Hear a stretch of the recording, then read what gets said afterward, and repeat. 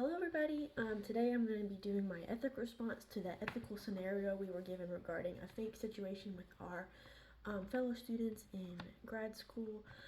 So I wanted to start off with some of the ethic principles and rules that could possibly be violated per the ASHA Code of Ethics. So I kind of just went through and read kind of over the ASHA Code of Ethics and kind of found ones that I thought would potentially kind of reflect negatively on the students in the scenario, and that could be seen as them kind of not following the code of ethics. So the first one I found was Principle 1, Rule C, which is individuals shall not discriminate in the delivery of the professional services or in the conduct of research and scholarly activities on the basis of age, citizenship, disability, ethnicity, gender expression, basically all the things that you could possibly discriminate against.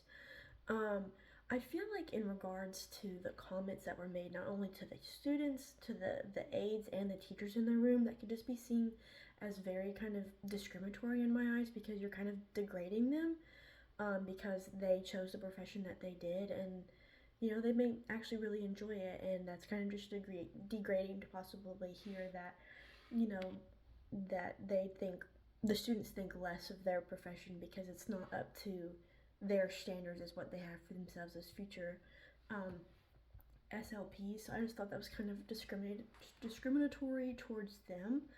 The second kind of ethical principle that I found that the students could have been breaking was Principle 2, Rule C, which is individuals shall enhance and refine their professional competence and expertise through engagement in lifelong learning applicable to their professional activities and skills. So my thought process was that they were put in this placement in the preschool to learn um, valuable information that they're going to eventually need to know for the rest of their careers. So, I mean, just because they go into wanting a medical setting is what they want to do, what they learn in the preschool could be very and will be very beneficial to them as SLPs in the medical field. So you need kind of the experience from all these different placements in order to kind of learn just overall skills that you'll need to have as an SLP, how to work with clients, and just maybe even caregivers or whoever's with your client. It just help teach them valuable skills that they will need to know.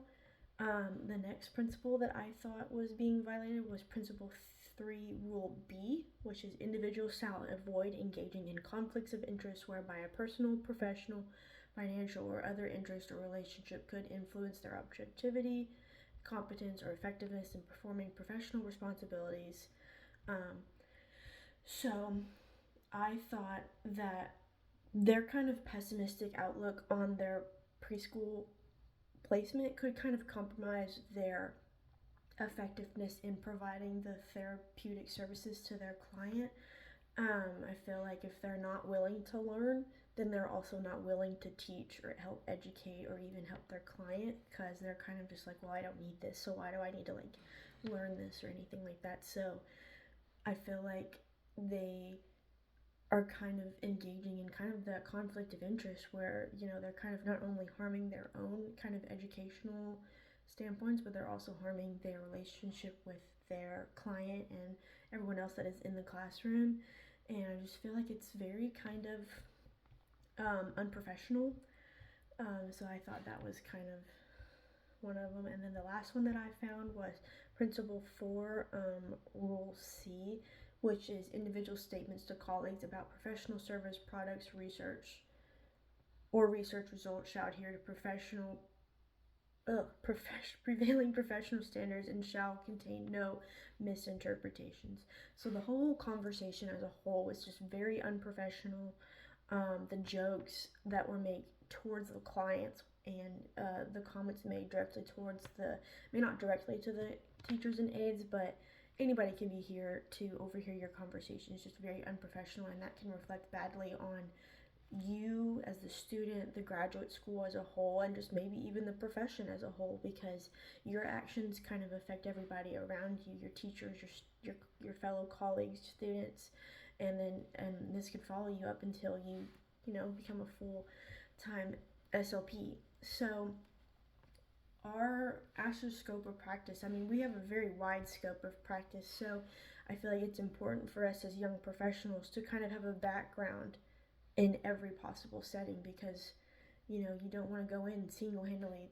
I mean, if it's great if you do go in saying, hey, I want to do this, but like I said earlier, you're going to develop skills and kind of ways to help you, your own personal way of becoming on that way to becoming an SLP. So having that background in a variety of different settings could possibly help you become a better SLP.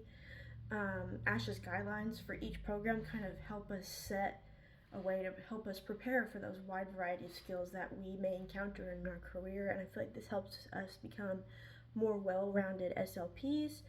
Like I said earlier, develop necessary skills for our profession. And then one thing that we've talked about in class is the evidence-based practice triangle, which takes into consideration your clinician's judgment, so you as the clinician's judgment, the caregiver's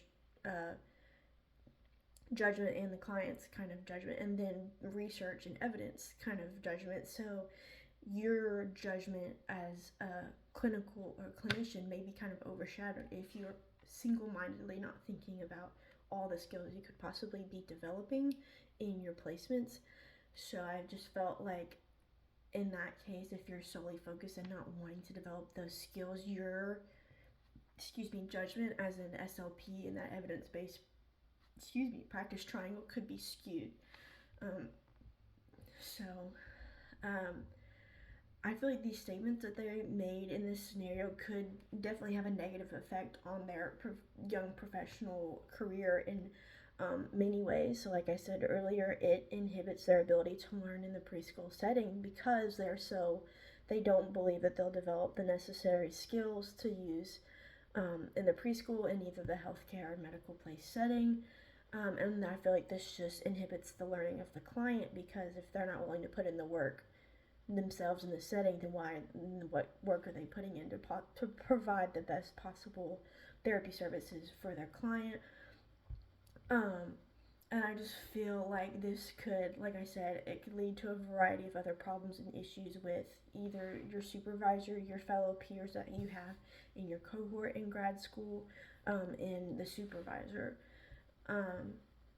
So like a lot of different actions could be, I feel like this just could just negatively affect your trajectory, because if you have this in grad school, what makes like where you're applying things that if they hear about this, then how's that going to reflect on you as a newly young professional in the field? So any actions I would take, I think at first I would probably confront the two individuals that I am working with, and explain to them and point out that hey, this isn't very professional of us in our field. Throughout our undergraduate career, we are graded on professionalism. It's kind of embedded in our curriculum.